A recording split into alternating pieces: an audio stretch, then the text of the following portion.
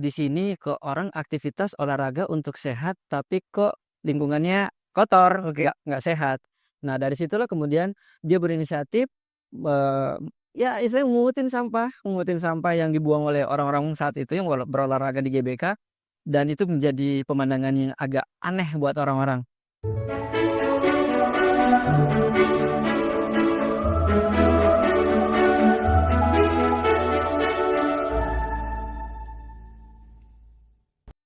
Assalamualaikum warahmatullahi wabarakatuh, teman-teman. Selamat datang kembali di channel Simbiosis Indonesia.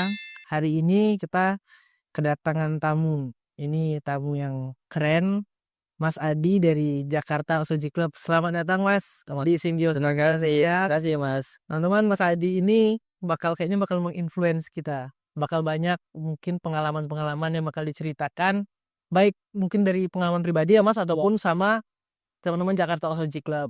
Nah, Mas Adi, sebelum lebih jauh, boleh nggak sih ceritain dikit Jakarta Osoji Club ini apa? Oke, jadi Jakarta Saja Club ini, gerakan komunitas Oke.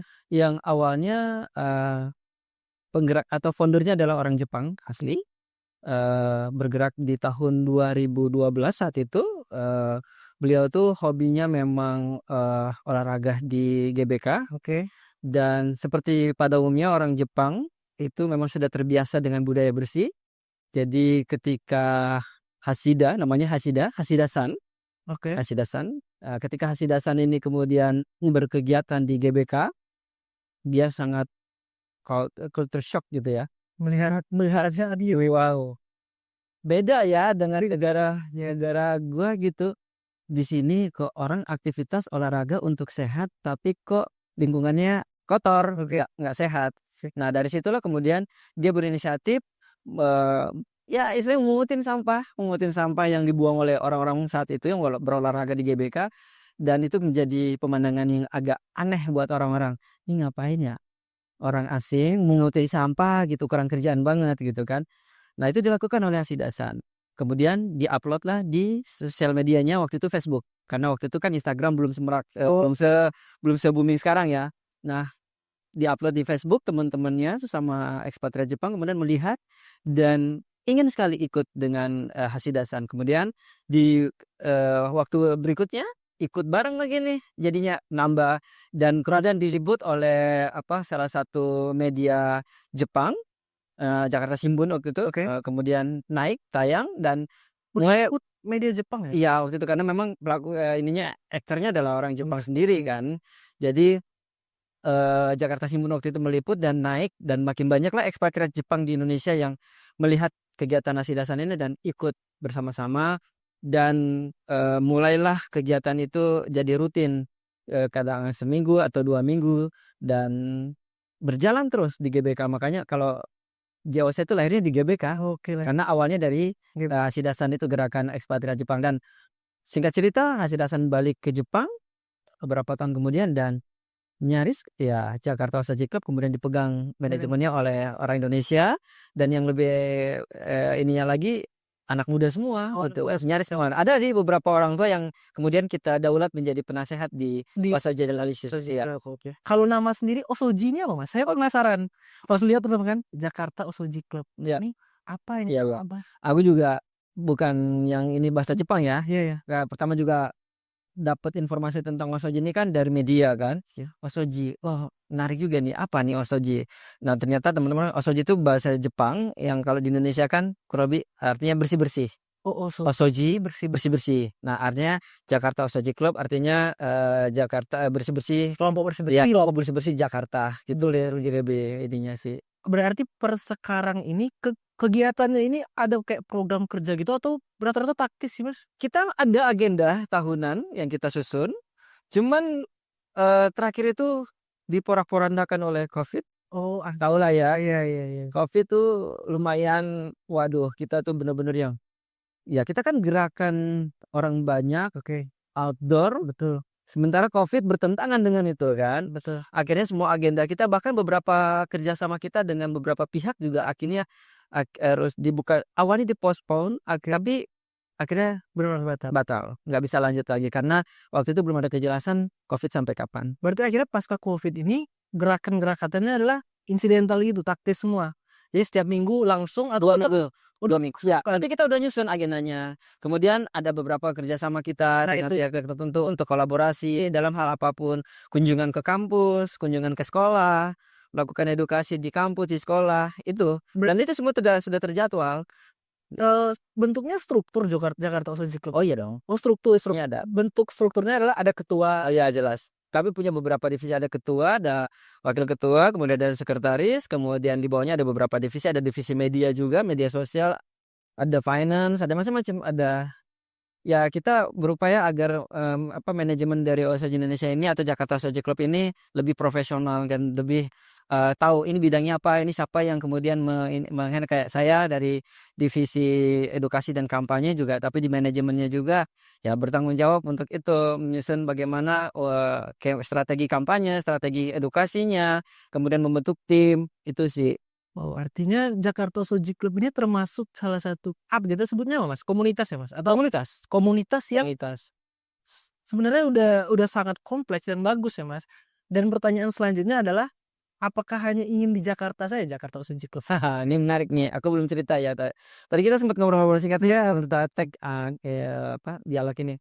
Eh Sekarang ini Jakarta Osage Club atau Osage Indonesia sudah ada di 14 kota kabupaten provinsi. Saya kira ini Jakarta aja. Tadinya Jakarta. Kemudian ada teman-teman yang ikut kegiatan dari Bandung, dari Medan. Akhirnya Begitu, Mas, aku kalau di Medan boleh nggak sih? Boleh. Oh, aku di Bandung boleh nggak? Boleh. Kemudian ada yang bahkan di Banyuwangi Osage Club itu dokter ketuanya. Jadi setiap Osage itu ada ketuanya, tapi memang kami punya rule yang harus tetap menjadi pakem bahwa visi misinya harus sama, harus sesuai dengan yang Osage Indonesia. Jadi mau berdiri di manapun silahkan.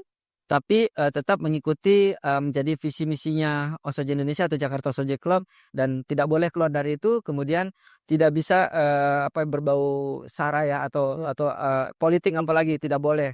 Begitu ada yang masuk ke politik atau pengurusnya secara ini, ya mohon maaf, kita cut. karena pasti apalagi gerakan-gerakan seperti ini sangat cenderung mudah dipolitisasi ya, Mas. Betul. Jadi kami menjaga, karena gerakan kami kan gerakan yang independen. Kami nggak mau tersandera oleh siapapun, oleh kelompok manapun. Ya, kami hanya disandera oleh kebutuhan lingkungan dan alam yang mendesak kita untuk harus action bahwa bumi tidak baik-baik saja. Nah, kami tersandaranya oleh itu gitu. Sangat valuable. Karena berarti membuka kerjasama tetap ya, Mas. Tapi dengan beberapa pertimbangan dan syarat. Oh ya, ya. Karena saya lihat sama ID survei kalau nggak salah ya. Oh ya, terakhir kemarin dengan Iya kan? survei. Ya, BUMN. Ya, BUMN. Ya, Saya lihat itu excited karena beberapa direksinya ikut bareng, turun juga. dan inilah kami ingin memperkenalkan agar kalau kami bilang ini, virus Osage ini adalah kita ibaratkan virus, dan virus ini harus tersebar. Tentu virus kebaikan ya. Betul. Virus Osage adalah virus kebaikan yang harus nyebar, dan kami sampaikan kemarin ke teman-teman dari manajemen ID survey bahwa silahkan, mudah-mudahan virus Osage ini menyebar di ID survey dan perilaku Osage ini kemudian hidup di dalam perusahaan, dan ini menjadi sebuah environment caring-nya para karyawan gitu kan, bahwa oh ya ternyata kita hidup nggak sekedar bekerja cari uang, tapi ada lingkungan yang harus kita perhatikan.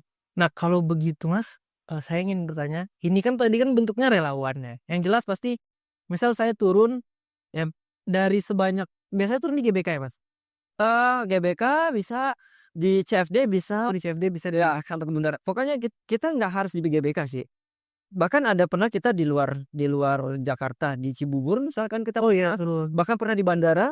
Kita kerjasama dengan maskapai penerbangan Jepang waktu itu, maskapai Jepang yang kemudian mengajak kolaborasi untuk kegiatan petik sampah dengan salah satu industri otomotif juga dari Jepang, yang merek Jepang ya. Itu juga sama di bandara juga. Jadi nggak harus sih, karena gerakan bersih-bersih ini tidak melihat tempat, tapi di mana saja, karena yaitu banyak persoalan-persoalan yang harus basic kan kata. Tapi Mas berarti Mas yang paling menurut Mas Adi sendiri yang akhirnya menginfluence orang-orang di sekitar kita untuk yaudah yuk kita sama-sama bersih-bersih, ini kira-kira apa yang membuat teman-teman akhirnya mau bergabung di Jakarta Osage Club? Karena realitanya pun saya misalnya dengan beberapa teman-teman saya, ya kita coba untuk peduli terhadap lingkungan semaksimal mungkin ya, Mas. Iya. Ya, tapi beberapa orang juga tidak merasa terinfluence dengan apa yang kita lakukan. Nah, sejauh ini pengalaman Mas Adi sendiri di Jakarta Osoji Club atau secara individu yang akhirnya mampu membuat orang tersadarkan juga ini biasanya hal-hal seperti apa, Mas? Pertama, mereka punya kegelisahan yang sama. Oke. Itu yang kami tangkap bahwa mereka punya kegelisahan yang sama, kemudian mereka mencari otomatis siapa sih yang, punya kegelisahan yang sama dengan mereka, oh ada nih kelompok komunitas, oh ada nih, teman-teman yang kemudian sepertinya bisa nih menjadi apa ya, bareng-bareng sama saya dengan kegelisahan saya kemudian mau masuk. Tapi ada juga khususnya yang masih muda-muda banget nih, yang hobi Jepangan. Oh, oke. Akhirnya bergabung karena hobi Jepangan. Hobi Jepangan. Tapi begitu mereka masuk, kami mulai mulai dong nyampein bahwa, "Yuk kalian masuk sini nggak sekedar karena kalian melihat ini adalah komunitas Jepangan ya, tapi yang perlu digarisbawahi bahwa ini adalah gerakan lingkungan, komunitas yang fokusnya adalah lingkungan."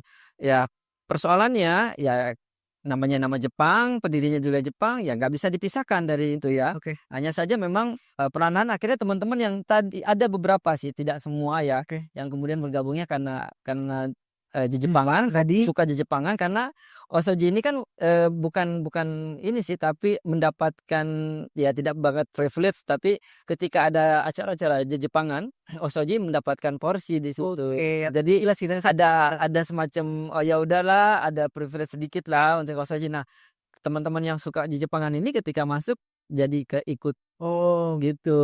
Misalkan kayak, Jack Japan Matsuri, Jakarta Japan Matsuri, kemudian ada Emichissai, Festival Kebudayaan Jepang. Nah, itu biasanya Osoji terlibat di dalamnya. Otomatis kan mereka ya free entry atau segala macam, tapi nggak masalah. Tapi nanti kemudian kita pelan-pelan nyampein bahwa ingat ya, kalian tuh gabung di sini nggak sekedar untuk Jejepangan aja, karena fokus kita adalah di environment, tentang, environment sustainability kita yang harus benar-benar kita perhatiin, harus jadi kepedulian kita bareng-bareng, itu sih. oke, oke. Berarti Mas, ini kan tadi misalnya tadi ada yang masuk karena di Jepangan. Nah, sejauh ini kalau Mas Adi sendiri sudah berapa lama Mas bergabung di Jakarta? Aku gabung 2016 apa 17. Sekitar yang postpay tahu juga ya. Nah, kalau sejauh ini Mas, biasanya orang hadir atau mau bergabung itu per berapa banyak dan per kapan gitu loh Mas? Misalnya, oh di GBK hari ini lagi bersih-bersih tiba-tiba ada yang nimbrung atau gimana itu Mas biasanya? Ya, kalau kita memang sudah karena ada agenda ya, sudah diagendakan. Jadi dari kita memang sudah pasti adalah beberapa orang yang sudah memang pastinya ikut. Iya, Nah, betul. kemudian ketika berkegiatan, itu tadi Pasti ada yang tercantol itu. menarik perhatian, ikut ikut dan akhirnya langsung nanyakan, "Bisa nggak kami gabung?" "Oh silakan." Kami tidak ada sesuatu hal yang terlalu kaku untuk, "Oh harus gini." Enggak. Kalau mau ikut partisipasi ya. Cuma memang kalau masuk sebagai member tetapnya Osoji memang ada syarat ketentuan yang berlaku. Misalnya kemarin nanti ini kami mau open recruitment juga, bahkan calon member ini harus menyertakan CV-nya. Sampai seperti itu. Karena kami ingin agar benar-benar orang-orang yang masuk terlibat di OSJ ini adalah orang-orang yang punya komitmen kuat, tidak sekedar, ikut arus atau FOMO gitu kan. Jangan sampai kalau itu sayang banget gitu kan energinya gitu. Nah ini, kecuali kalau yang memang hanya datang seperginya is okay, nggak apa-apa. Iya. Dan ada juga kan teman-teman kami ini kan, ya namanya gerakan relawan ya komunitas relawan, nggak bisa dong kita maksain orang, "Kamu kenapa nggak datang? Kamu nggak ini, kamu nggak." Karena ini sukarela. Sukarela, namanya juga relawan ya, Oke. gitu. Nah, berarti Mas sejauh ini kan Padi udah termasuk bagaimana perekrutan, relawan dan segala macam, Mas Adi melihat. Nah, kalau realitanya sebenarnya Mas, khususnya di Jakarta ya karena ini kan Jakarta Osoji Club dan Mas Adi mungkin sering banyak beraksinya di Jakarta ya. Jakarta, ya. Itu tingkat kepedulian masyarakat terhadap sampah khususnya gimana kalau Mas Adi lihat? Mau jujur nih apa Harus harus sejujurnya agar ini menjadi kalau baik menjadi menginfluence, kalau jelek ya tamparan ya Mas. ya ya kalau bilang jujur-jujur banget, masih sangat minim Sangat minim ya Mas. sangat minim, prihatin. Itu bisa kita buktikan dari apa, ya dari volume sampah yang kita kita pungut atau kita petik sampah itu kan ada kita timbang. Kemarin setelah berkegiatan tuh ditimbang karena biar kita tahu. Iya. Harusnya makin sedikit ya itu berarti ada kesadaran ada isyarat. Iya. Makin banyak berarti kesadarannya belum ada. Nah, kemarin aja dengan teman-teman ID survey itu ada 13,5 kilo. Padahal Mana di mana Mas? hanya sekitaran keluar GBK pintu 4 keluar, masuk lagi di pintu 7 itu dapatnya 13,5 kilo. Miris ya? Dan itu menurut Mas Adi ya kalau ngelihat itu memang orang dengan kesadaran buang sampah sembarangan atau gimana sih Mas? Iya. Dengan kesadaran Jadi kesadaran. makan ini Iya. wah. Tapi ada terbagi dua. Ada yang masih punya rasa malu, tapi tetap buang sampah sembari sembunyi-sembunyi gitu ya. Iya, ada yang memang nggak punya malu banget dan itu udah baru terang-terangan buang sampah sembarangan. Kalau yang masih punya rasa malu, tau nggak caranya dia buang sampah apa? Iya. Nyisipin. Dia kan di tengah-tengah itu kan ada taman tuh di Jalan Jenderal Sudirman atau di GBK di pinggirnya itu kan ada taman tuh ada pot-pot gitu. Coba deh tengok. Dalamnya tuh ada botol minuman, ada gelas kopi, ada macam-macam. Taruh disisipin. Itu kita kategorikan orang yang punya malu tapi masih tetap buang sampah sembarangan. Dia tahu itu salah, makanya dia buangnya ke situ, nggak buangnya terang-terangan. Iya. Nah, ada juga orang yang benar-benar terang-terangan ya buangnya di situ. Itu Parimanta. tahu malu atau kurangnya kesadaran dan edukasi ya Mas? Nah, kalau bicara semua itu baik yang malunya setengah maupun nggak punya malu sama sekali, masyarakat kita itu satu sih dasarnya. Aku selalu ngomong ke siapa dimanapun dalam apapun literasi. Masyarakat Indonesia mau apapun dimanapun, mau tingkat pendidikannya apapun, pokoknya masyarakat Indonesia kita tuh literasi tentang lingkungan, literasi tentang sampah. Udah ya Mas? Ya, hampir boleh dikata ya. Aduh, minim seminim-minimnya deh. Karena kemarin kita coba masyarakat yang lagi duduk kita coba ajak ngobrol, tahu nggak tentang sampah? Bahkan mereka masih banyak yang nggak tahu sampah mereka kemana. Begitu kami sebut tahu Bantar Gebang, oh iya kayaknya ke situ, pakai kata kayaknya. Nah, tahu nggak kalau Bantar Gebang itu apa namanya? Bantar Gebang. Mereka nggak tahu itu TPA, tempat pembuangan akhir. Itu saja. Kemudian kami coba tanya, tahu nggak kalau jenis sampah ada berapa macam? Hanya bagian kecil itu pun masih belum sepenuhnya benar jawabnya. Nggak tahu. Cuma tahu ya sampah ya ada plastik, ada kertas itu. Taunya gitu doang. Artinya kan ini kan literasi masyarakat kita kurang. Bahkan hampir tidak ada. Nah, bagaimana mau kita ajak mereka berubah, ajak mereka peduli kalau mereka sendiri nggak tahu gitu loh. Ya kan? Ibaratkan kita mau makan sesuatu tapi kita nggak tahu sebenarnya yang kita makan tuh apa. Yep. Ya enggak sih, akhirnya dimakan semuanya yang ada muntah.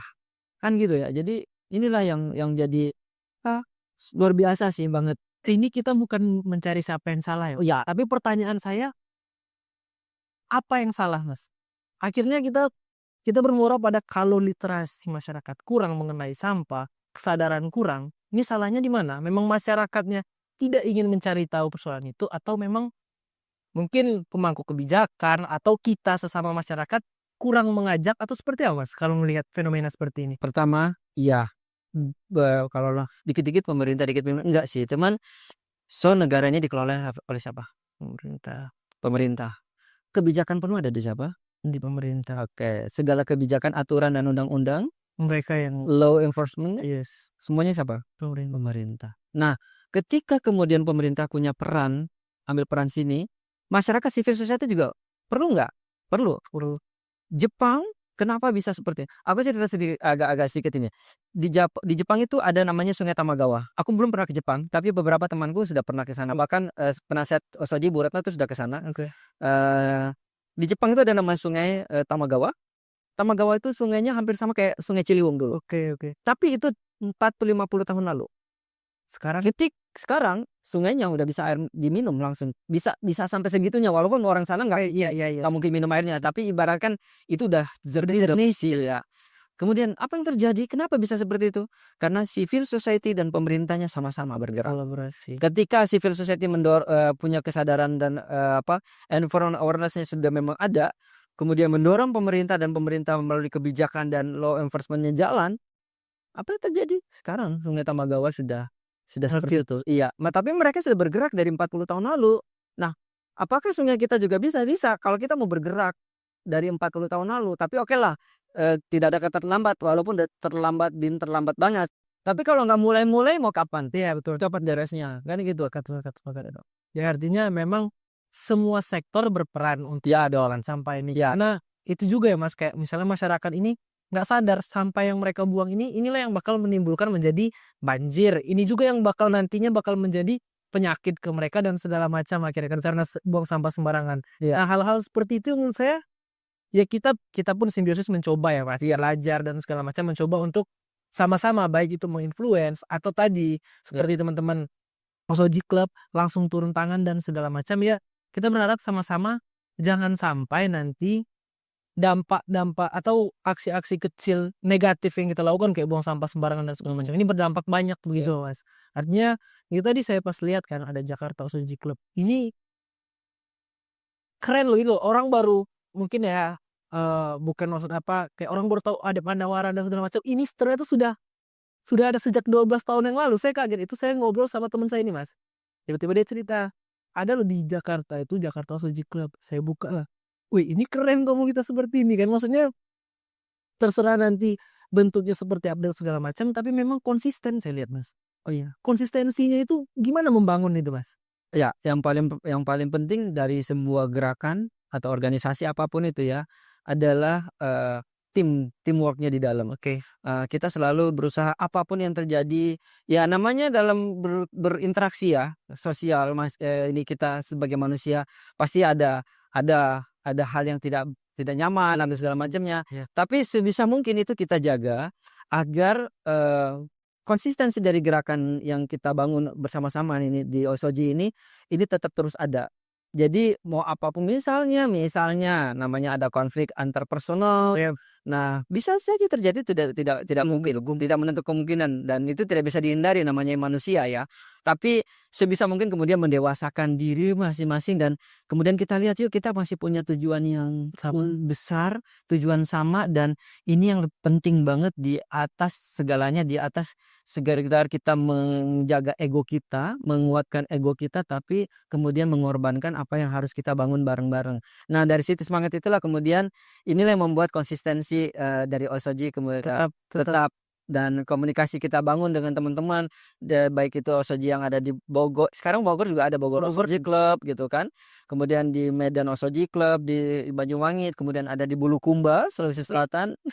Itu ada. Nah, itu kami kadang-kala juga sering walaupun tidak rutin tapi berapa kali ada grupnya sih sebenarnya, ada grupnya di mana isinya adalah para leader-leader atau ketua-ketua dari Osoji yang ada di beberapa 14 kota kabupaten provinsi itu.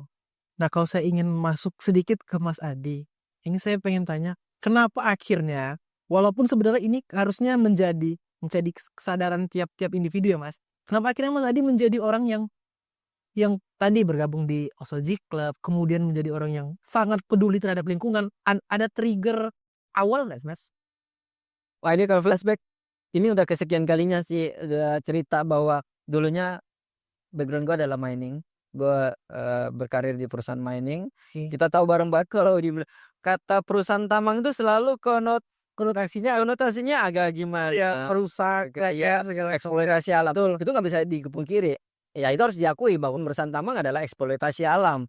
Tapi kan kembali lagi ada undang-undang yang mengatur ketika ada kekayaan alam, ada sumber daya alam yang dimiliki oleh negara, maka negara bisa mengolah itu untuk kemudian dimanfaatkan bagi kesejahteraan rakyat. Cuman kan pertanyaannya sejauh mana GCG atau Good Governance Corporate itu dibangun, ya kan bertanggung jawab apa tidak dengan pekerjaan-pekerjaan dilakukan.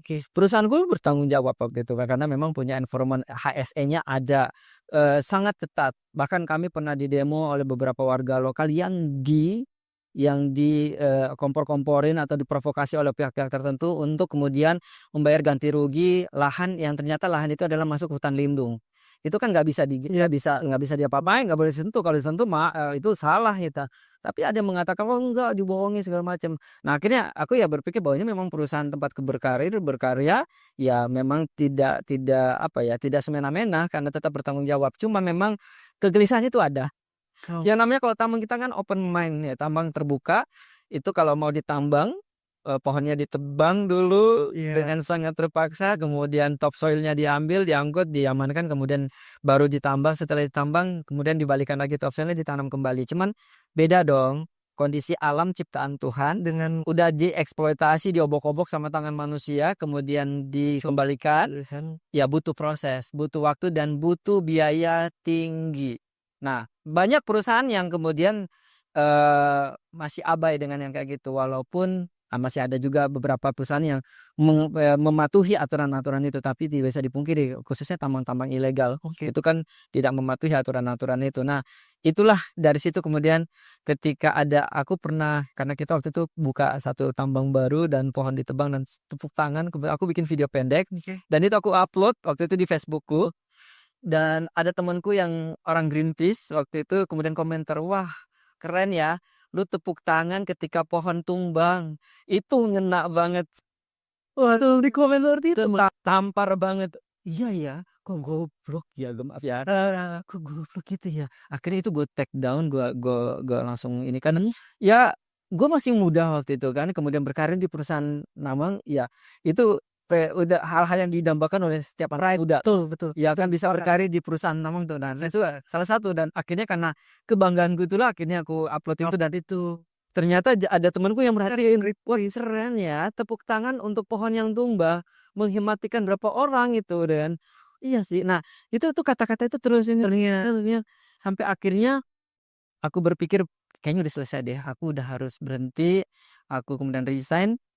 Dan disitulah aku bilang, "Aku pengen deh bukan cuci dosa ya, orang pada pakai cuci dosa nih, ya apapun whatever lah." Aku sudah, kemudian memutuskan untuk tidak lagi ada di perusahaan itu, dan akhirnya kemudian, mencari beberapa teman-teman yang berfokus di lingkungan dan Osoji lah yang pertama kali. Kemudian aku nemu juga satu komunitas di Kota Bogor, Peduli Ciliwung, dan aku juga gabung dan sampai sekarang. Jadi aku memang nggak banyak-banyak gabungannya di 2 itu aja, karena buatku nggak penting harus banyak, tapi yang penting adalah lu mau action. Ngapain bangga-bangga buat gaya-gayaan banyak gabung di komunitas, tapi lu nggak ngapa-ngapain, kan gitu ya.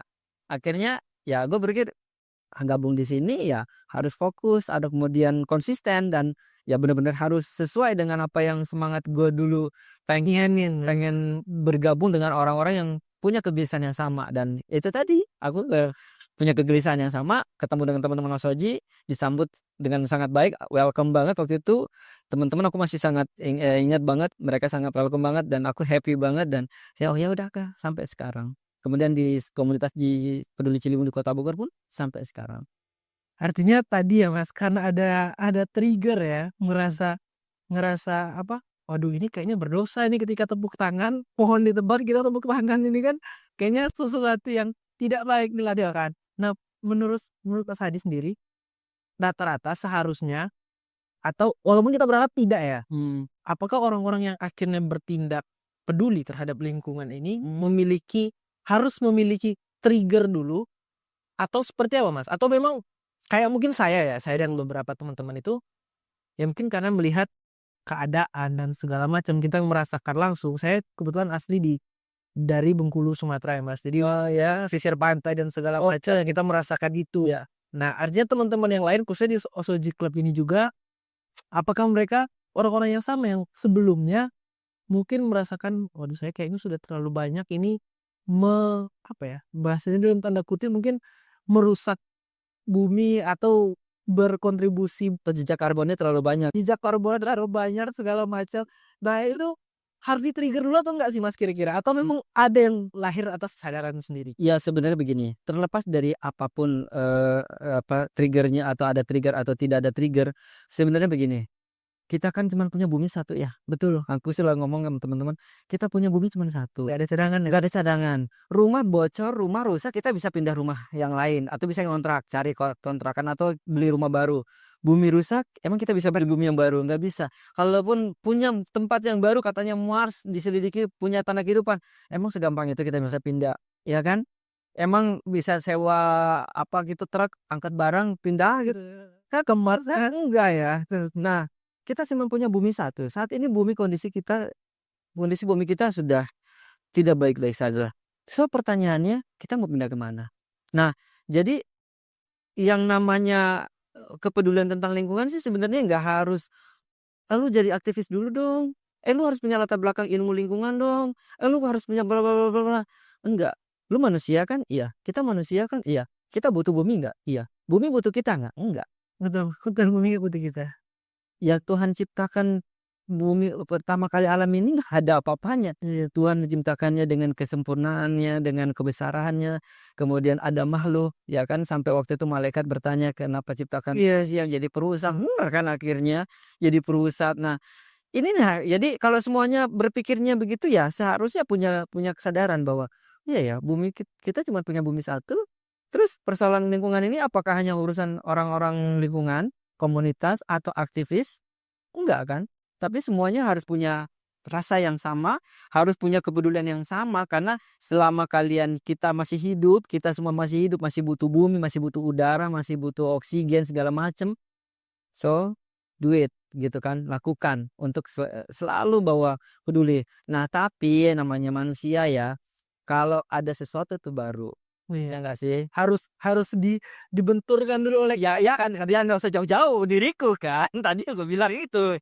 betul. Karena dasarnya dari situ kemudian karena nggak punya basic lingkungan, aku bukan orang lingkungan, kemudian berada di perusahaan yang selama ini menjadi kebanggaan, bisa kerja apa segala macam, tapi ternyata juga Tersadarkan. iya, gitu.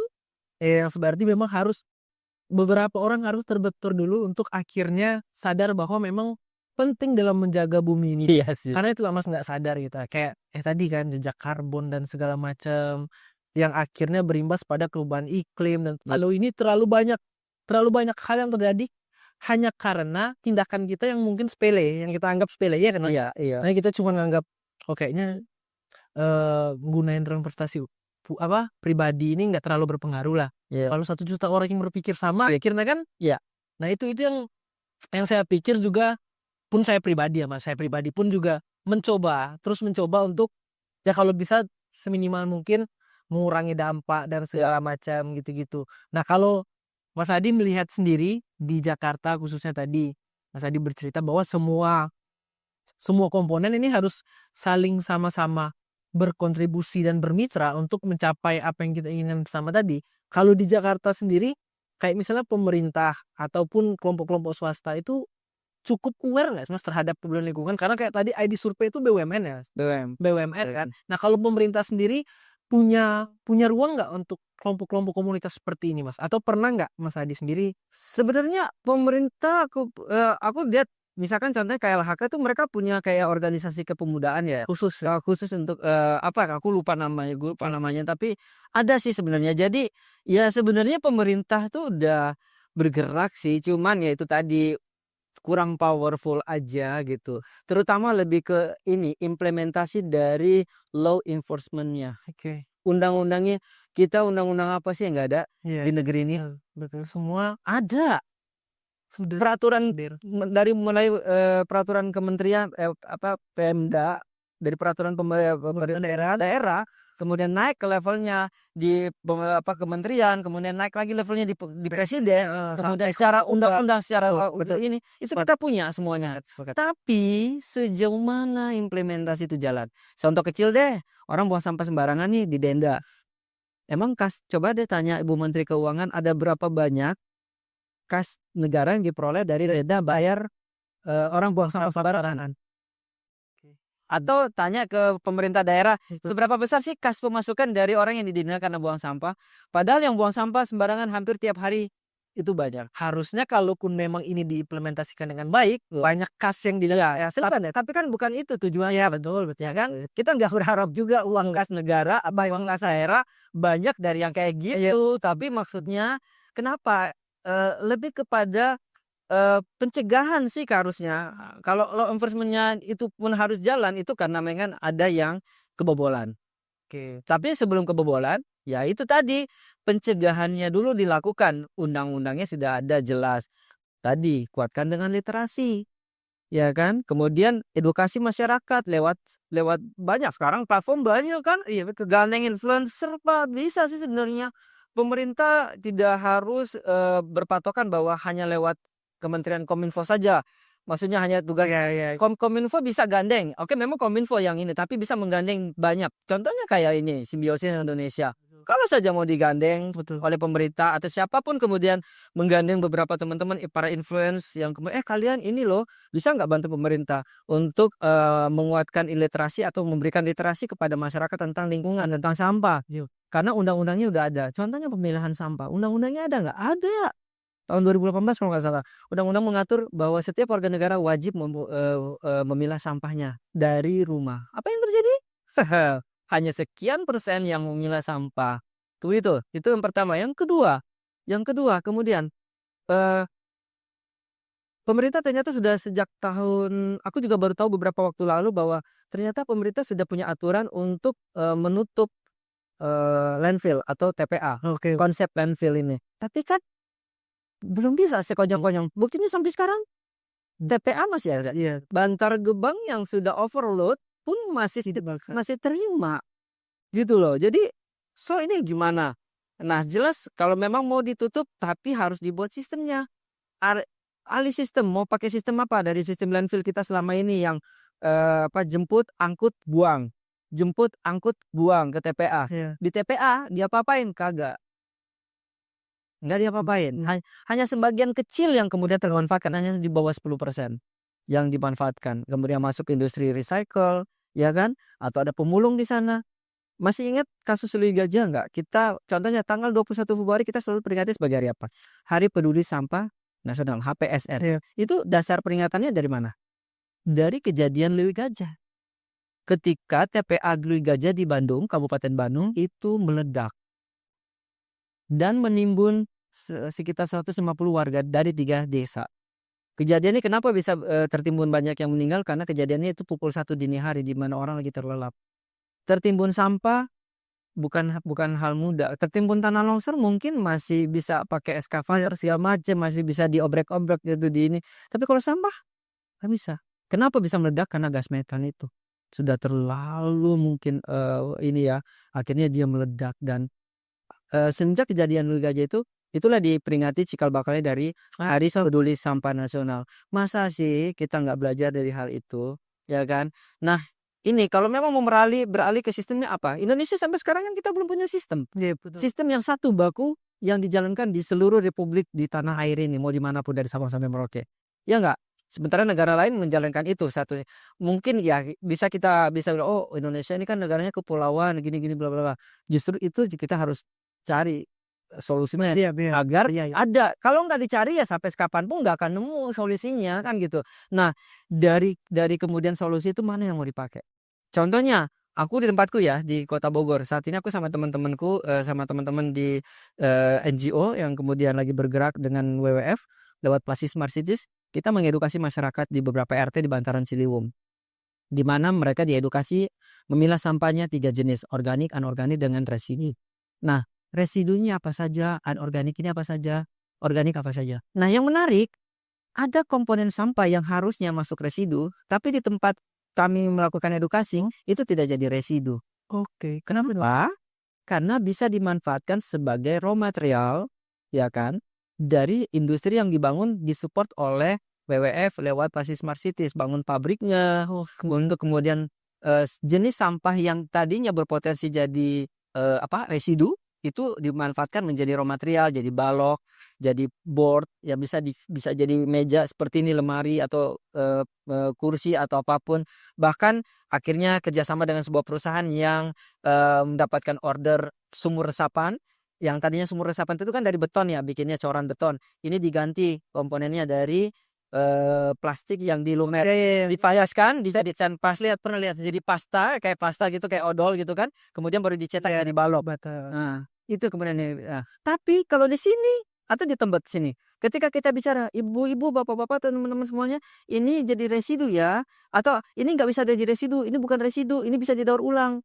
Oh, emang ada? Belum ada sih di sini, harus dioper ke Bogor. Kan enggak, kan berbiaya tinggi ya. Betul. Nah, kita belum bicara satu suara soal itu. Kalau seandainya sistemnya sudah sama, kita punya sistem pengolahan plastik seperti itu.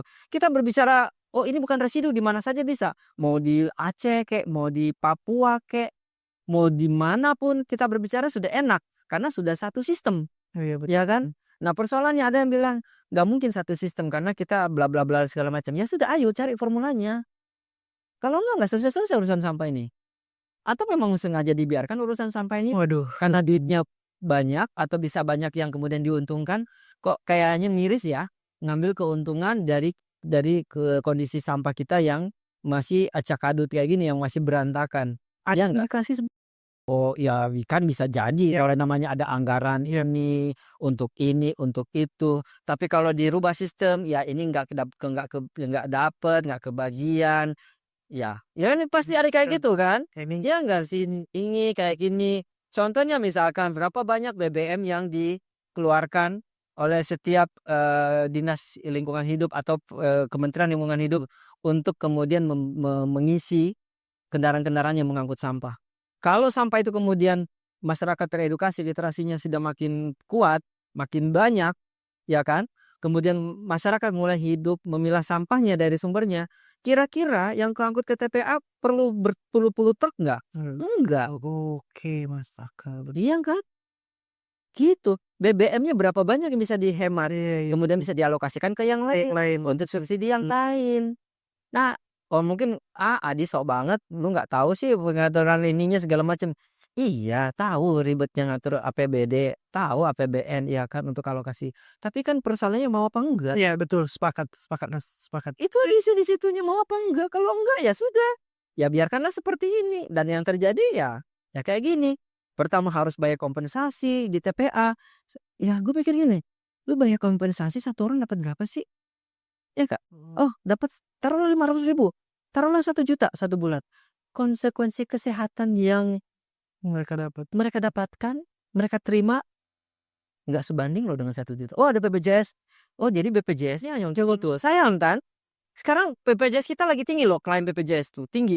Karena banyak orang Indonesia lagi sakit. Sakitnya ya bisa jadi karena kondisi lingkungan. Iya betul, sepakat. Iya enggak? Sepakat. Mau dikasih 1 juta, satu keluarga. Tapi satu keluarga ada 4 orang. Semuanya kena TBC misalnya. Iya. Atau kena paru-paru atau apa. Kan enggak apa ya, enggak make sense gitu, enggak masuk di akal gitu dan enggak sebanding gitu loh dengan apa yang mereka terima, dengan apa yang mereka apa ya, harus rasakan akibat dampak dari sampah yang ada di lingkungan mereka di mana mereka tinggal di daerah TPA.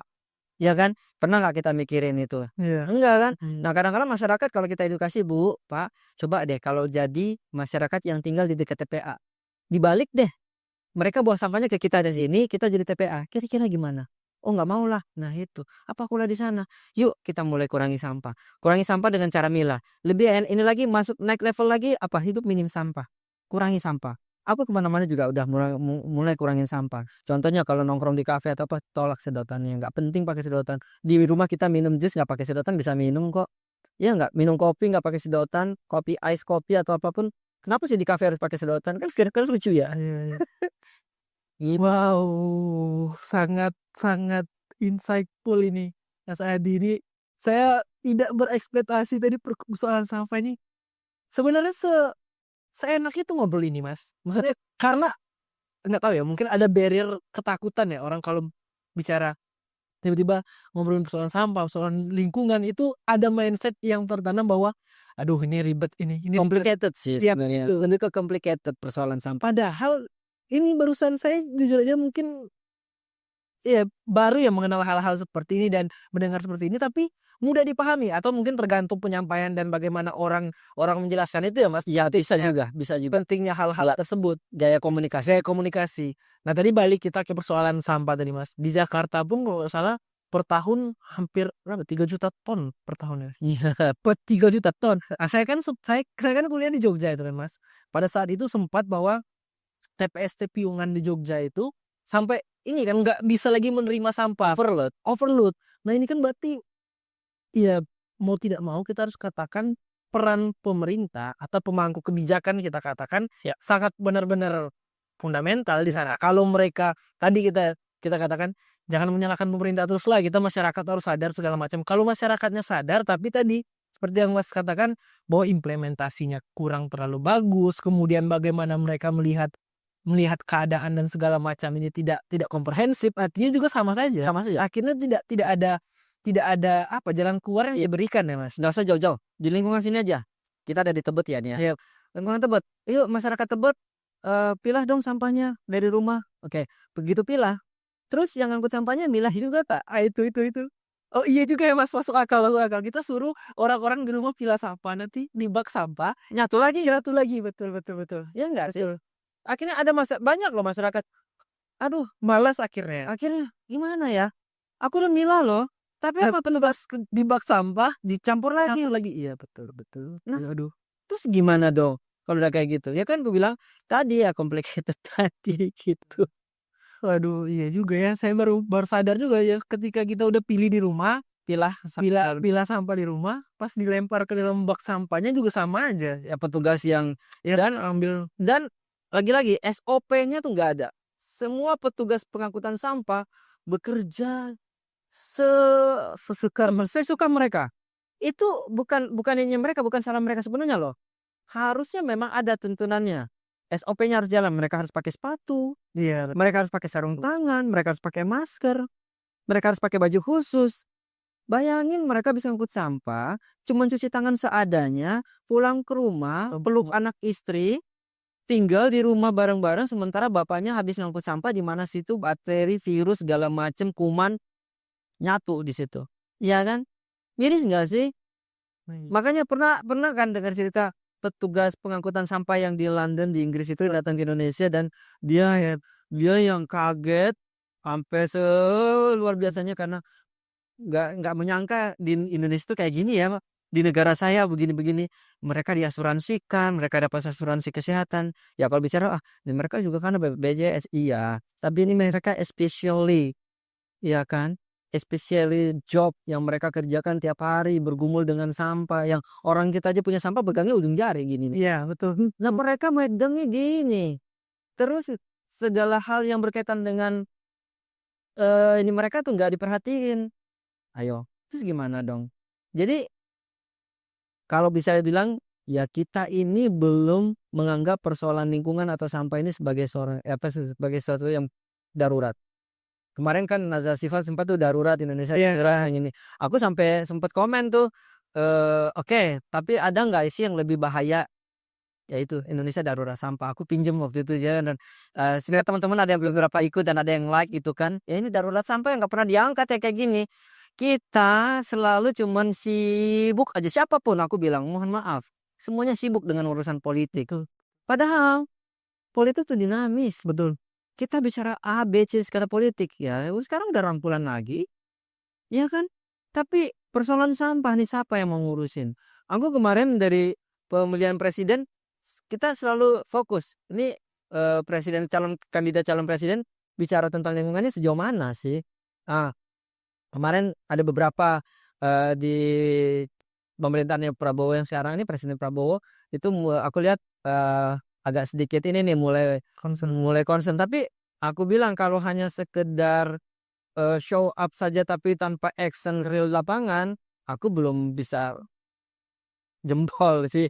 Harus ya maaf ya, aku sama siapapun karena Sepakat. kita nggak bisa, kita tidak boleh like and dislike dalam menilai ini, tapi sebenarnya sejauh mana concern orang-orang ini, bahkan Presiden Prabowo sendiri mau bicara tentang sampah, Oke. ya kan? Atau contoh kecil aja, Istana Negara mau nggak sih buka bagaimana tata kelola sampah di Istana Negara? Baru tuh bisa turun ke kantor-kantor kementeriannya bagaimana sih tata kelola sampahnya.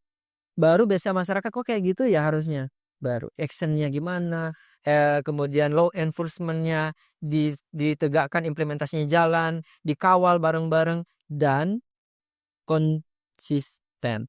Oke, itu paling penting ya Mas. Yes. Konsisten. Iya. Seperti teman-teman Osoji Club yang konsisten sudah 12 tahun. Mas, ini saya ingin masuk tadi, kita sudah sangat banyak bercerita tentang sampah. Nah, ini kan rata-rata yang dilakukan teman-teman Osoji Club ini turun langsung ya Mas, action ya. Iya. Action ya. Nah, biasanya tantangan paling besar kalau action ini ada nggak sih Mas kelompok-kelompok yang apa sih kayak gitu, ada nggak sih Mas? Saya penasaran. Ada misalnya contoh kecil ya, Kita kan kalau bergerak bareng-bareng tuh bawa trash bag gitu ya. Oke. Ketika lagi mungut, ada sih orang, "Mas nitip dong, Mbak nitip." Nah, kami memang sudah punya komitmen kita akan menolak. Oke. Kenapa kita tolak? Ya sama aja, ya udah tunggu kita ada kalian buang sampah. Oh, betul langsung Enggak, betul, iya. "Maaf Kak, maaf Dek, maaf Om, Tante, Ibu, Bapak, Abang, sampah yang kami pungut ini adalah sampah yang dibuang oleh orang yang tidak bertanggung jawab. Kami berharap semuanya bertanggung jawab ya, silahkan cari tempat sampah tuh di situ ada tempat sampah." Ya lebih ke situ. Oke. Tapi apa yang ada juga ada yang oke senyum makasih ya. Ada juga yang tiba-tiba nyeletuk, "Kalian ngapain di sini kalau kita nggak bisa titip sampah?" Ada yang gitu, Mas? Nah, biasanya kami memang dari awal selalu menyampaikan agar tolak dengan senyum, tolak dengan ramah. Cuman namanya manusia ada kadang satu orang temen yang kadang greget gitu dia. Iya, iya, "Pak, maaf ya, kami bukan petugas sampah. Nah, itu. Kami komunitas, Pak. Kalau mau Bapak ikut bareng-bareng kami. Kami kasih trash bag mau, Pak?" Oh, itulah.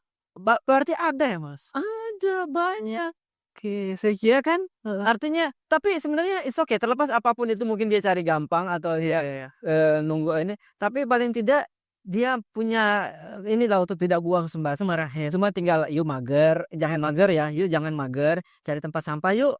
Nanti kalau kami nggak ambil, bukan berarti Anda tinggalkan di sini ya, tapi silahkan dibawa ke tempat sampah, buang pada tempatnya." Oke. Kita kan masih walaupun ya masih suka apa ya, kok kita masih ada di level di tahun 2025 kita masih ada di level, "Jangan buang sampah sembarangan, Iya. buanglah sampah pada tempatnya." Wow, ya harusnya kita udah nggak di level itu gitu. Tapi ini realita, tadi literasi masyarakat yang sangat minim, sangat kurang. Aku pernah di kereta, aku udah ngamatin orang ini, aku nggak tahu ini instingku kuat, feeling-ku kuat, ini orang bakal buang sampah sembarangan. Tapi aku duduk di sini, dia di ujung sana. Dia buka, kertas kayak undangan deh, undangan yang diplastikin gitu ya. Aku udah nih, aku mau perhatiin dia buang, bener dong dibuang keluar. Aku bilang, "Mbak, maaf pungut Mbak, Mbak pungut Mbak, itu tadi Mbak buang keluar." "Oh angin." Nggak ada angin perasaan tapi ngeles kan. Iya. "Mbak maaf Mbak, pungut Mbak." Terus diambil dong karena memang sejangkau Iya. di depan pintu dia buangnya, untuk gak jatuh ke bawah kolong rel ya. Error itu. "Mbak maaf, kalau semua orang seperti Mbak, apa yang terjadi?" "Ya maaf, makasih Mas." Ada sih gitu. Tapi ada juga yang pernah aku udah 10 tahun ini komitmen naik, angkutan umum ke mana-mana itu tadi, untuk mengurangi karbon tadi, jangan ngeluh macet kalau lu masih bagian dari yang menciptakan kemacetan itu. Nah, ke mana-mana naik angkutan bus atau apapun itu yang sudah apalagi sekarang udah ada LRT, MRT, aku dari rumah tinggal jalan kaki ke LRT, LRT naik nyambung ke MRT kan artinya Oke. itu sudah keren kan, udah bagus lah transportasi kita walaupun belum seluruhnya. Nah, di angkot tuh ada ibu-ibu anaknya masih usia dini yang harusnya mendapatkan contoh yang baik malah enggak. "Ma ini buang ke mana? Buang aja ke situ." Aku Ada itu? ada aku "Bu maaf aku bawa ini nanti taruh di sini aja, nanti bisa ini." Sampai turun angkot itu ibu nyerengut ke gua, Gara-gara ditegur. betul gitu kan. Tapi sebisa mungkin kita negurnya jangan paling enggak bisik-bisik. Pernah ada kejadian juga, aku lagi nunggu bus, di sampingku ada cewek, ya cantik lah ya, dandanannya oke ala anak-anak metropolitan lah ya. Habis minum dibuang situ, aku nyamperin karena aku nggak mungkin tegur dia di depan orang banyak, aku bisikin, "Mbak mohon maaf yang tadi dibuang diambil ya, nanti dibuang tempat sampah." Tapi ya segitunya aja dia masih agak judes gitu. Ya whatever lah, aku yang penting aku nggak teriakin kamu. Kecuali kalau gue teriakin dia, "Mbak gini," itu sama kita mempermalukan. Akhirnya kita mengajak orang tapi jangan juga mempermalukan orang di depan orang banyak. Gitu sih. Karena kadang saya tuh bingung, Mas, ini PR-nya apa ya? Memang kalau memang individunya tadi, itu kita balik yang tadi, tidak sadar. Tapi kan kalau tadi misalnya anak-anak yang terlihat metropolitan tadi kan bahasanya, itu mungkin tidak mungkin edukasi seminimal buang sampah tadi, buang sampah di tempatnya, tidak sampai ke mereka kan Nggak Mas. mungkin. Nah itu jadi berarti apa ini persoalan? Kesadaran atau Iya, apa? iya. Nih, masih ada lagi satu, waktu waktu kita beraktivitas di GBK Osoji ini. Oke. Anak muda, cowok, ganteng, wah sepatunya bermerek lah, semua atribut yang dia pakai, semua yang melekat di tubuhnya itu branded semuanya. Terus dia beli minuman mineral yang masih ada segelnya ya. Terus dia tiba-tiba mau nitip ke kita. Tapi sih that's a good, gila boleh nggak buang ini. Tapi Mas, maaf silakan cari tempat sampah. Kan cuma sampah sekecil doang. Udah batal. Dia ngomong gitu. Saya ambil lagi kalau nggak ini. silahkan Mas diambil tempat sampah di sana. Maaf kami hanya Mas kalau Mas menganggap ini hanya sekedar sampah kecil, ada berapa ribu orang yang saat ini sedang beraktivitas seperti Mas dan kemudian membuang sampah yang sama. Dia diam. Nah ternyata artinya ini bukan persoalan kaya miskin berpendidikan tinggi atau rendah, tapi lebih kepada mental. Oke. Mental. Nah mental ini dibangun ini dari kemudian keluarga, dari lingkungan keluarga, bagaimana memberikan pemahaman dari kecil. Aku juga ibuku memang sangat saklek soal kebersihan dari kecil. Ibuku sangat saklek. Walaupun kita punya ART di rumah, ART itu nggak boleh bersihin kamarku kecuali aku sendiri. Abis pulang sekolah sepatu nggak boleh taruh sembarangan. Harus Dari kecil oh iya, dari sudah disiplin kayak gitu udah. Aku bilang aku sempet gondok waktu masih kecil namanya anak-anak ya. Tapi begitu aku sekarang, iya ternyata apa yang diajarin sama mamaku tuh ternyata ini loh maksudnya. Jadi ya itu bertanggung jawab untuk hal itu. Jadi mental-mental gitu kemudian terbentuk dan akhirnya itu bisa. Nah, kalau kita bicara budaya di Jepang itu memang dari kecil sudah ditanamkan nilai-nilai itu. Ada istilahnya apa ya? Aku lupa ya. Itu mereka menanamkan tentang kejujuran, jangan lupa ucapkan terima kasih, jangan lupa minta maaf ketika kamu salah, kemudian kata tolong ketika kamu meminta seseorang untuk melakukan sesuatu, usahakan ada kata tolong. Nah, dari ini loh mereka dan ini tidak diajarkan di sekolah, tapi dari rumah. dari rumah. Oke. Kemudian itu kan, nah ini yang kemudian aku lihat kayaknya nenek moyang kita sudah luar biasa. Kearifan lokalnya luar biasa. Kemudian bagaimana budaya-budaya kita itu luar biasa. Di Sunda ada namanya budaya cai, bagaimana menjaga air karena air adalah sumber kehidupan. Tapi apa yang terjadi? Ada suku Baduy yang menjaga alamnya dengan luar biasa. Ya enggak sih? Mereka berpendidikan tinggi enggak sih? Enggak. Mereka tinggal di kota enggak sih? Tidak. Tinggal di hutan. Tapi kenapa? Karena mereka orang-orang Papua bagaimana menjadikan bahwa hutan adalah rumah mereka, air adalah darah mereka, ya kan? Ada istilahnya aku lupa ya. Hutan adalah ayah apa gimana gitu. Tapi istilahnya itulah hutan dan sungai itu adalah bagian dari yang tidak terpisahkan oleh mereka. Oleh karena itu mereka menjaga dengan adatnya mereka. Ya enggak sih? Betul, betul, betul. Itu bukan orang yang tinggal di kota loh. Mereka yang nggak sekolah ke luar negeri, ambil S1, S2, S3 enggak kan? Mereka sadar tanpa harus seperti itu mereka sudah Yes, jadi kebayang sebenarnya nenek moyang kita keren nggak? Udah tahu nggak bahwa alam tuh penting dijaga. Tapi ya seiring karena kemajuan teknologi, kemajuan kita bicara tentang kemodernan, kita modern, negaranya metropolis, negara kotanya metropolis, ya kan? Metropolitan lah segala macam, gaya hidup yang kekinian. Tapi akhirnya kemudian hilang tuh. Bahkan mental-mentalnya udah ini banget ya. Tapi berat ya. terus sih. Oke, Mas, kita mungkin kayaknya sudah di penghujung acara. Ya. Saya ingin ini kan tadi Soji Club ini sebuah kelompok yang turun langsung yang akhirnya mengajak orang-orang karena melihat. Jadi kan orang terpanggil karena melihat aksi-aksi teman-teman Soji Club. Nah, mungkin agak sedikit sulit tapi saya ingin Mas Adi mungkin menyampaikan kira-kira kenapa sih kita semua ya, termasuk teman-teman yang nonton nanti, termasuk saya juga, kenapa sih kita harus peduli terhadap lingkungan dan menurut Mas Adi sendiri, bagaimana orang-orang yang akhirnya tidak tersadarkan bahwa pentingnya menjaga lingkungan, khususnya apalagi menurut saya membuang sampah ini hal paling fundamental atau pengelolaan tentang sampah paling fundamental. Nah, menurut Mas Adi sendiri, apa hal yang akhirnya mungkin membuat mungkin harapannya teman-teman tersadar yang belum sadar ya. Kira-kira apa yang bisa disampaikan untuk mengajak teman-teman berkontribusi bersama-sama dalam tadi menjaga lingkungan, kemudian juga membuang sampah sesuai pada tempatnya dan segala macam. Mungkin saya minta Mas Hadi sedikit menyampaikan ke teman-teman di Simbiosis. Ya, teman-teman semuanya tadi dari awal beberapa kali saya mengulang-ulang bahwa kita manusia butuh bumi. Kita manusia butuh alam. Alam nggak butuh kita. Pertanyaannya, kalau kita butuh alam, apa yang harus kita lakukan untuk alam kita? Itu yang harus pertanyaan berdasar pertama. Ketika kita membutuhkan alam, apa yang harus kita lakukan untuk alam? Kemudian, kalau sebagai manusia, kita sudah terlalu banyak mendapatkan nikmat dari Tuhan. Betul. Cara kita berterima kasih kepada Tuhan atas segala nikmatnya apa sih? Untuk hidup ini termasuk dengan menjaga ciptaannya. Ya bumi ini ciptaannya, alam ini adalah bagian dari ekosistem kehidupan kita. So nggak muluk-muluk sih ketika kita masih merasa bahwa kita manusia dan kita butuh alam ini, maka ayo jaga alam ini dari mulai hal sepele saja. Mulai dari peduli sampahnya, jangan buang sampah sembarangan. Kemudian masuk kepada level pilah sampahnya, naik lagi level hidup minim sampah. Itu yang harus yang tidak sebatas sampah saja, tapi ke perusahaan-perusahaan lain bahwa lagi-lagi alam ini nggak butuh kita loh teman-teman, tapi kita yang butuh alam. Pertanyaannya, apa yang harus kita lakukan untuk alam? Kalau bukan kita peduli dengan alam lewat cara-cara kita hidup yang peduli dengan alam ini lewat peduli sampahnya yang paling kecil. Yang paling minim buang sampahnya tidak sembarangan, mulai memilah dan kemudian mulai mengurangi penggunaan hal-hal yang menghasilkan sampah berlebih dalam hidup kita. Kan itu sih. Mas Adi, terima kasih banyak. Saya jujur ini mungkin kita ngobrol paling 40-50 menit, tapi saya merasa benar-benar tersegarkan, benar-benar tercerahkan tentang bagaimana bicara sampah ini. Ya kalau dibilang ribet enggak ya sebenarnya, memang kompleks tadi ya Mas bahasanya. Complicated.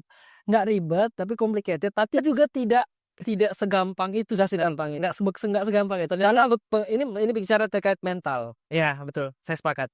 Mental tadi dan tadi kesadaran sejak dari rumah ya Mas. Ya, mungkin itu dari diri sendiri. Dari diri sendiri ya, dari sendiri. Dan harapan kita dengan ngobrol sama Mas Adi ini, teman-teman, kita semua dapat berkontribusi dengan cara masing-masing.